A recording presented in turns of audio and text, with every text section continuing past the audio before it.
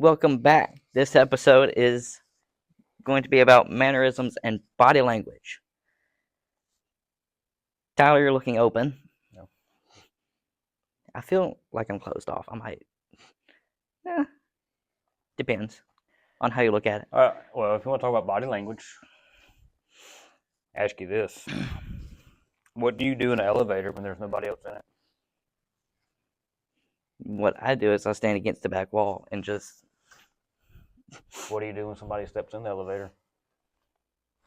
You stand up straight? You uncross your legs and stand up?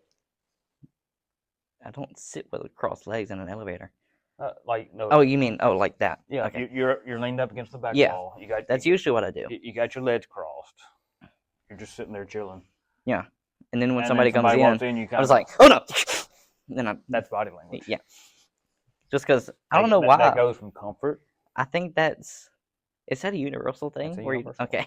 It's a human thing. I'm gonna look something up. Just because I felt like I don't know. It feels like I'm one of the only people that does that. Does that make sense? Everybody does that. Okay. I've read that in a book, and I'm like, I'm listening to an audiobook about body language going down the road. I get to the hotel, and I do that, and I'm like, oh, I do that. I think everyone has done that at least. It's a subconscious. At least once in their life. It's subconscious, and you're relaxed. There's no threat around you, or you don't expect any threat. Well, yeah. And then when somebody steps in, you're like, I don't know this person. I'm going to kind of straighten up. Close yourself off a little bit? Well, it's not really closing off, but yeah, you go ahead and do your okay. But here's the thing. Some people think that, okay, let's just say this. If you're a male and you sit this way, there's nothing wrong with that, really. I know a lot of guys that sit like this. This is most guys sit. There's also nothing wrong with sitting this way. Duh. It's comfortable. Right. There is not. The way a man should sit is in your seat. If you have a closed off seat like this, or you're in an individual chair, that's the word. You take up the space of the chair. Yeah. So, for me, what is comfortable is this. This is not. Depends on who it is. Mm-hmm. Yes, this could be seen as a feminine way of sitting, but only if you're doing this. Yeah, if you're doing that, that's weird. Yeah. This, however, is a more masculine way of sitting. Very, very. There are so many men that actually sit like this. There are several elders in our church that sit like this. And I see them as some of the manliest guys. Yeah. Some of them have actually helped build this church. Some of them were. One of them is a retired fire chief. It goes like body language. Body language is like stereotypes. So you could have a group of people, and the stereotype is a generic view of a group of people. So you can look at body language like that. You can look at somebody's body language, and if you don't know them, it's like I sit like this a lot. It's comfortable.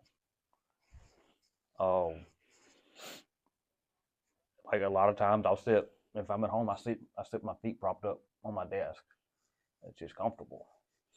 See, and I've tried that. That's not comfortable for me. Yeah, it's not for everybody. But now, if you're talking about like a recliner and they're just even with you, but as far as my head or feet above my head, I don't like that. I don't put above my head. I guess outstretched farther than what you normally think. Yes. Sitting on something else, not the chair you're. Yeah. But I mean, body language on its own is. It's a science. It's not an exact science. Law enforcement uses it for. I mean, that's why you see a lot of different things. Especially cops around here, I've noticed. Either their hands are right here. But that's a comfort. In their vest. It's comfortable. Or their thumbs are behind the plate carrier. It's a comfort thing. Because, I mean, you ain't got nowhere. Like us, we might stick our hands in our pockets. But we don't have a duty belt around us that has 30 pounds of radio equipment and on it, everything else on it. plus the other Gets in the way. 20-pound vest, or however much. Yeah. 20, 25 pounds, I think they are. They're quite heavy. But if you know somebody, then you can look at their body language and tell. That's like a lot of married couples. They can just have that look and be like, I know exactly what you're thinking. Because they know each other. And a lot of time you start mirroring body language. That's why a lot of older people that have been married for a long time, they look alike. Because they mirror facial expressions. The Bible does say, become one flesh. Yeah. So you look at that, and that's one way to see it. So when you're talking about mannerisms, what specifically are you talking about? Sitting and or standing body language. Because you can give off just as much by standing somewhere. Mm-hmm. Like you just said, in the elevator, you can give off different. Yeah, like I could be standing right here talking to you, and I could just be sitting here. Yeah. With an angry expression on my face. That tells you, A, I probably don't like you. B, I'm not interested in what you have to say. Yeah. However, that is not my current body language. Or somebody doing this. That too. But my phone is used for recording. Yeah. I'm just ignoring you. I'll take that phone and throw it to that wall. Nah, that's witty. I mean, body language, if you want an interesting book on body language, Joe Navarro has one, What Everybody's Saying. Is it Audible? That's what I'm looking at. It's on Audible. It's got the accompanying PDF with it that he references. But there's things in our minds. Some of it's the way we're raised. Man, it's all about what you're trying to portray. And some of it's conscious effort. I have felt myself, I've been talking to somebody before, and my feet pointed toward the exit. I'm ready to go. I mean, in my mind, I'm ready to end this conversation and leave. And then your feet start pointing toward the exit because you're ready to go, and it's a subconscious thing. Like you're thinking, I'm ready. I need to leave. I want to leave.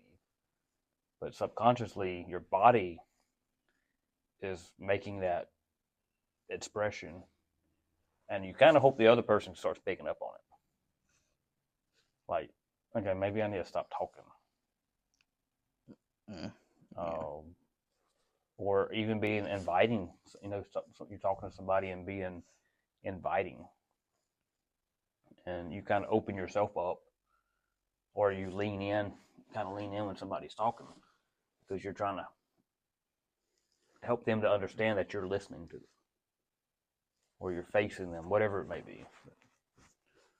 There's a lot of things that we reflect in our body language day to day that we don't realize what we do. Mm-hmm. Facial expressions. I'm good at keeping my mouth shut. I'm not good at keeping my facial expressions tame at some times. Yeah. Sometimes my face will express what I'm trying to say without actually. And I'm sure you've noticed because I do that I do it all quite the time often at work. And I know a few people that do it, and it's like, fix your face. I don't mean that in a rude way. I'm just meaning you're saying everything you shouldn't be saying just through this right here. Right. And yeah, you do that. I don't do it as often, I feel, as I used to, but I catch myself doing it every now and then. And see, you're one of those monotone people. What do you mean? Like that right there. I can be. I try not to be, but I can. Tyler, you've cut your finger open at work and literally went, huh, and left. It literally would happen. It literally did happen. Mm-hmm. I can be excitable, but when it comes to stuff like that, I did that. I'm like, it didn't hurt at the moment, so it wasn't that bad. I looked at it, I'm like, that's going to need stitches. And then you I was went. that calm about it. And then you went and told your boss you're going to the urgent care. Yeah. I was like, I'll be back. Where are you going? Urgent care. I told him what I did. Did you walk in there with it just bleeding to death, or did you walk in there just like holding it? I had it wrapped. Okay. I had to say, if you're just trekking blood all throughout your shop, like, I'm a calm person overall. I'm a calm person. Like, I get excited, and you can tell when I get excited. People that know me can tell when I get excited about something. But overall, I'm a pretty calm person. I really think that. But I mean, a lot of the time, there's no need to get all worked up. depends on what it's about. Yeah. Now, if I'm at work, it's different. Sometimes. What do you mean sometimes? Yeah. It's work. That I felt. Yeah. People. I felt, oh, I don't like them. Yeah. There are very select few people I actually enjoy working with. But then that's another thing about body language. You can see, oh, they're here. Yeah, this is going to be a great day. Mm. But then you find out they're not. And But and then I feel like you show that throughout the day too, as long if you're working with that but a person. lot of things, like in church or business settings, the way you greet somebody can change things a lot. When you go up to somebody, you greet them openly, and the way your facial expressions are, the way your body language is, you go to shake their hand. I mean, because you can be overly nice, and it's feels. Some people are just overly nice, but some people it's just like that's fake. I'm not one of those people, am I? To a certain extent. No. Okay. Just because I feel like I'm being too respectful sometimes. I think that's Sometimes. a problem. Sometimes. Yeah. Just because I got in for my shift the other day at work, and not even consciously, she asked me a question. I said, yes, ma'am. She looks at me. That's just being respectful. Don't call me ma'am. I'm like, sorry, yes, ma'am. And then she like, looks at me again. It's like, I told you. I mean, this is the South. I was raised like that. So was I. And I was also, here's the thing, I was raised to always do it, but not knowing what to do if someone said, don't do that. Does that make sense? I felt like it kind of didn't. Like if someone says, don't call me ma'am, or very few people do, by the way. If someone says, don't say ma'am or don't say sir, Yeah. I feel like I wasn't raised to accommodate for that. Well, in the South, you're not really anyway, but just because there are very few people, even here at the church, that don't like me calling them that. Yeah. And you are one of those few people. Just because it'd make you feel older than you are. So Jacob was one of those few people too. I'm not that old. Even Sierra has said it before. Just because it accidentally slips out. I don't intend it in a rude way. A lot of that is not necessarily how close in age we are. It's the dynamic there of how close we were raised together. Because like if you're in a setting and somebody, if you're in the church, somebody in your youth group, maybe they were 18, and you have somebody that was 14, and then they're 20, but now they're kind of a youth leader. You have a respectability point there, but at the same time, you have that relationship dynamic where you might be like, "Yeah, don't call me ma'am," or "Don't call me by my last name, use my first name." And that's just all personal basis, And that's and that can change depending on your location. That's also kind of the way me and Jacob are, I feel like, with him and his wife, because they specifically were the youth leaders at one point. Mm-hmm. And I even asked, would you prefer me do this? They said, no. I'm used to it at this point. I don't even notice it. I don't even notice that you don't say it. Yeah. Just because I was raised with them. Because when I was born, my parents were their youth leaders. So yeah, they were raised around me, mm-hmm. and I was raised around them. So Yeah, that dynamic there can change depending on who the person is, how close you are to them. If it's somebody you're not close to, then that might change. But a lot of it's just respectability, just in general, in the South. You go further up north, out west, it's not as much, but the more you see it more in the South. Mm-hmm. That's that little bit less. But, every time I remember when I was a kid, when I'd answer my mom and say yes. Noah was alive. And then she'd turn around, ma'am. She's like, yes, what? Yes, ma'am. I remember doing that. And it's not not being disrespectful. You just don't think of it, I guess, would be the way. But. And my parents weren't really like that. They're just like, as long as you're not trying to sound disrespectful, just say, yes, it's fine. No, it's fine. As long as you're not intentionally raising Cain, as it were, being disrespectful, then yeah. There's a difference between, do you want this for dinner? No, I'll make something else. Or just like say no in a rude tone. Yeah. Yeah. Just, and also you mentioned greeting mannerisms. We need to get onto that. Just because I've seen, and even our pastors brought it up earlier this morning, which is what gave me the idea. Thank you, Pastor. Oh, thank you, Pastor. Sorry, that's an inside joke that I love making. Please don't. Okay. Please don't. Well, you got a thread right there. Would be fine. But I'll forget about it later. You probably will. But I can't say it. Don't bother me. Do that. I'm good. Muscle be just that way. See, this is our dynamic. I make jokes and he rolls his eyes at them. I'm gonna leave.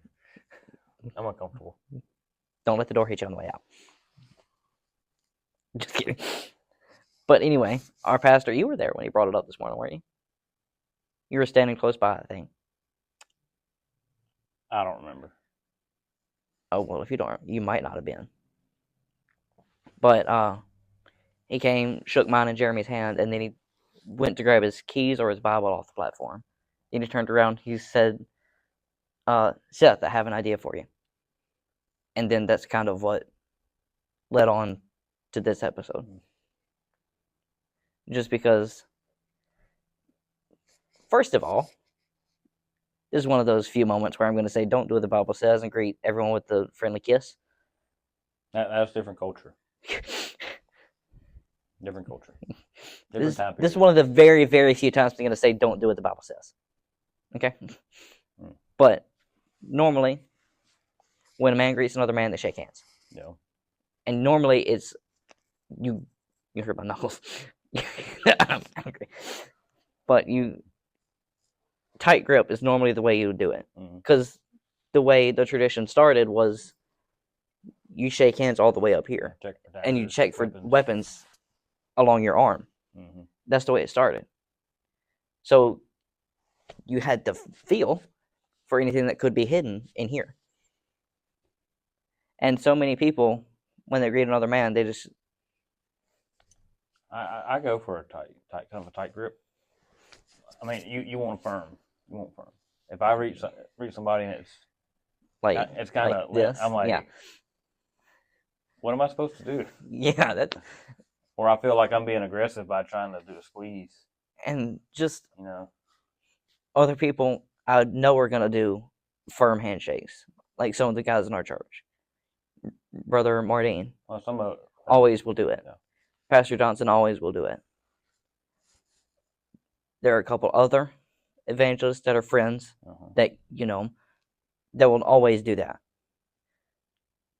And I can see the elders not doing like a real tight squeeze. I can see that. But if somebody walks up and it's kind of limp, I'm like, what's going on here? It actually makes me a little uncomfortable. It's just like it's like you're not expecting that. Does it also send like a shiver up your spine? No. Just like that amount of uncomfortability. No. Or it just makes you want to pull away instantly. I'm just like, I don't know what to do. That's the way I feel. It awkward.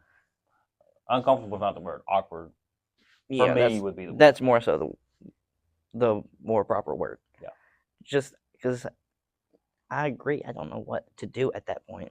Just because, should we just continue or should we just leave? Yeah. Please say leave. We can leave. Hey, wanna go now? Oh, yeah. Okay. But the mannerism and the way you stand can be just as. Just because if you're, like I said earlier, if you're just standing like this,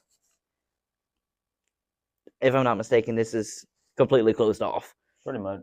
Okay. It just means you're not interested. Or you just want to leave. I should like you look at a lot of the royals, maybe presidents or so, standing with their hands behind their back. They don't want to shake anybody's hand. Or in front. Or in like front, this. closed off. They don't want to shake anybody's hand. I mean, I wouldn't either. Have you seen all these crazy people? But, I mean, that's just the connotation of that. Or they're walking with their hands. Walking with your hands behind your back is a different sign. You can tell how confident somebody is and they're talking, or just how confident they are in just what they're doing by how they walk and how they hold their hands. And that's true.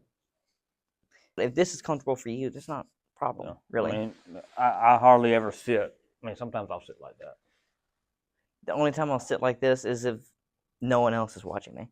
But, like if I'm in the back. But it depends on what I'm doing, though.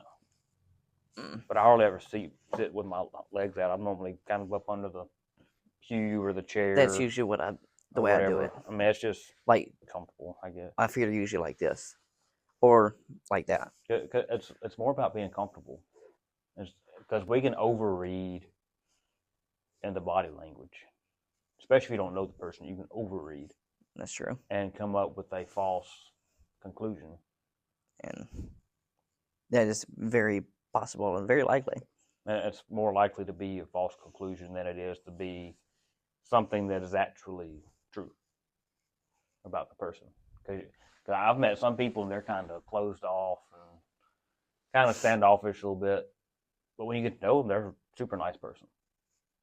They may just be a little awkward. Their social skills may not be be as high as some people's. And that's true. Maybe an introvert. Which I am. So, when it comes to other people outside of my friend group, I am.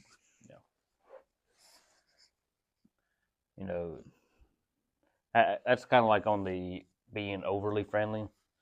People that tend to do that, and they're trying to work on themselves, or they're in a situation where socially it's better to act a certain way. That's where you get that overly friendliness that feels fake. Sometimes it is. You mean well, but I look at that and that kind of is. Here's another thing: is first impression. First impression is a big thing. The way you act. Well, first off, the way you act. I mean, the way you look plays a lot into it.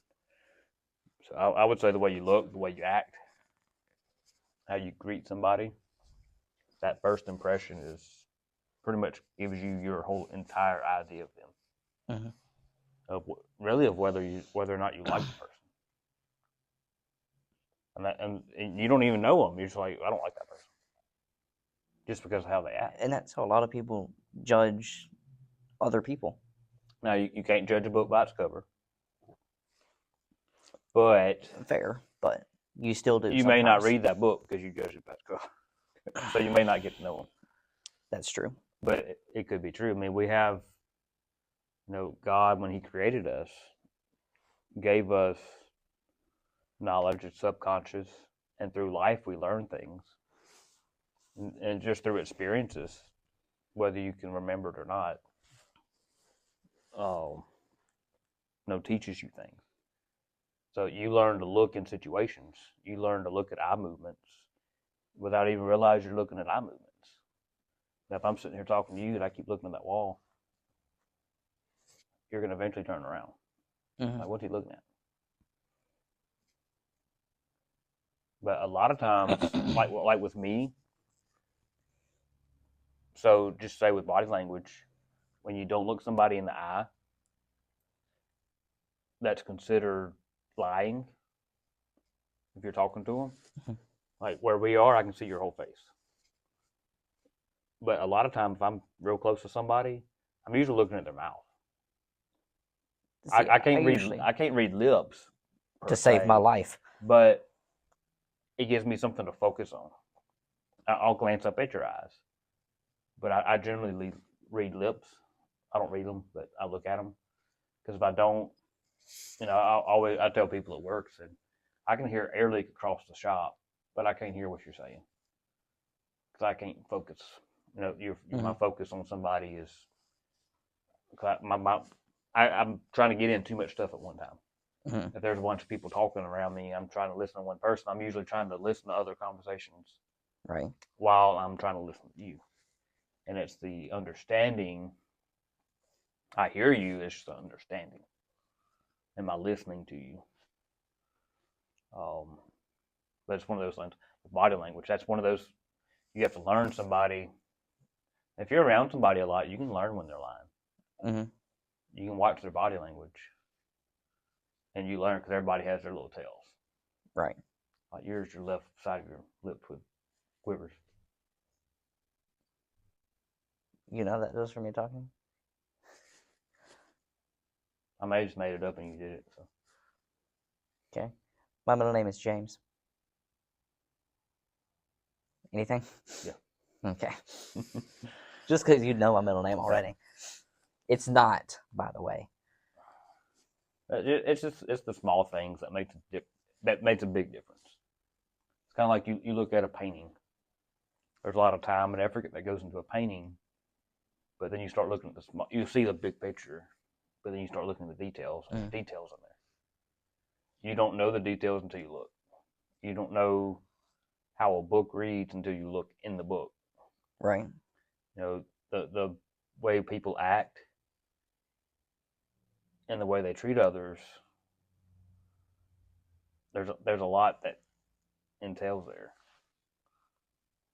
Because when you first look at, like, just for instance, you look at a guy on a motorcycle with tattoos all over him. The first look is, man, that guy there, I don't want to mess with him. Those are like some of the nicest people out there. And that's You see somebody true. all in a nice suit and tie and everything, man, I want to know that guy. They could be a real jerk. Yeah, and he's probably like the worst person out there. Just because you look nice, I mean, you got to be nice. Because you can look a certain way, you can act a certain way, but does that really mean anything? Mm. That's what you got to look at. Really quickly, the last thing I want to touch on before my battery dies, because I know it's getting close. I forgot to charge it, okay? The one time in my life I forget to charge a battery on my phone. I'm not Becca. Her phone will be dead already. Mm-hmm. You can show your body language by walking, too. Just because the way every man should walk is A, stood straight. What time is it? We got enough time. Standing up straight. That doesn't really give symbol of importance, but it gives you know what you're doing. Mm-hmm. Confidence, yeah, that's the word. I was looking for that one. Mm-hmm. But walking straight, some people say looking straight ahead. You don't necessarily have to. It just depends.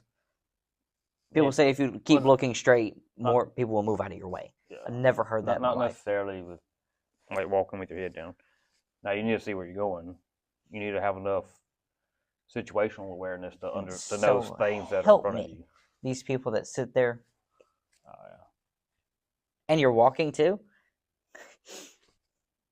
First of all, you see this? Or just come up under the phone. Nah, I wouldn't do that. Also, I get you a charge. Yeah. And what I also hate is people sitting on their phone while they're driving. Yeah. Now, that's a whole other topic. There is very few instances where I do that. If I do it, I'm at a stop sign or at a light waiting for it to stop. and I'm only doing it for a few seconds while I change a song I'm listening to or change a podcast I'm listening to. That is very, very quick. Mm. But you can tell just by A, walking, B, just driving, you can tell. Well, it's situational awareness that you need more than. I mean, it's not being hyper aware of your surroundings, but it's being aware of your surroundings. Like a car is coming down the street because you can hear it coming behind you, even if you're on the sidewalk. You know there's a car coming. You don't have to turn around and look. You can hear somebody walking. They say it's trauma, emotional, where you learn people's footsteps. Really quickly, wanted to hop on here and say that sorry for the random cutoff in this episode. For some reason, our mics cut off for the last 5 minutes of the episode, and I had to just scrap the whole footage. But I'm going to give you a brief summary of what we talked about. That last 5 minutes was basically my closing. So,